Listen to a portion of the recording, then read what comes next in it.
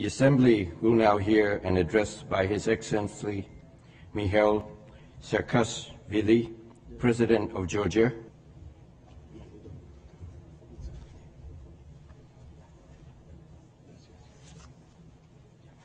On behalf of the General Assembly, I have the honor to welcome to the United Nations His Excellency Michail Saakashvili, President of Georgia, and to invite him to address the Assembly.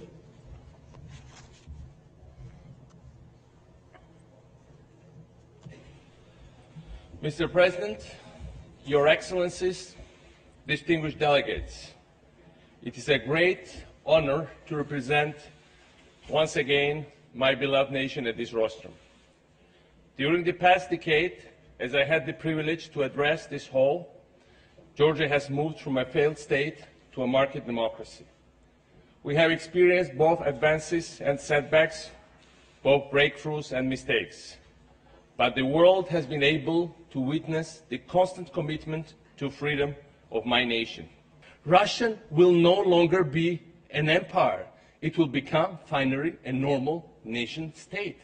This is the horizon we should prepare for, all of us together. I have spoken about the beginning of the war in Abkhazia. I could have recalled an older scene that is very symbolic of the history of the Caucasus. And you know, that's at the end of the rebellion led by Shamil against the Russian Empire. After Shamil, the great Imam of Northern Caucasus, had surrendered himself, and the last Chechen leader still fighting, named Baysangur, had been wounded and captured. As they were going to hang him, the Russian officers gathered a crowd of Dagestani men to witness the execution. They ordered one of them to remove the chair on which Baysangur was standing in order to kill him. By doing so, Russians knew what they were doing. They wanted to fuel the local vendettas and oppose the people, which is an old tradition of the Caucasus. Seeing this, valiant Commander Baysangur moved the chair himself, committing a forbidden suicide, forbidden under any religion and of course Islam, and preserving the relations between neighbors.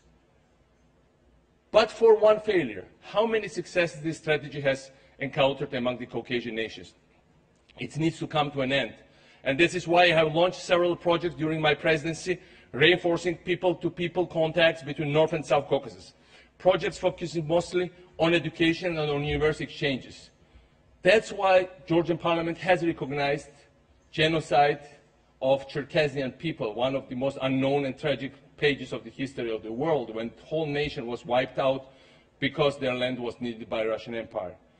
We need to build on these efforts. We need to prepare for the times when the empire collapses, so that its legacy of hatred is swiftly overcome.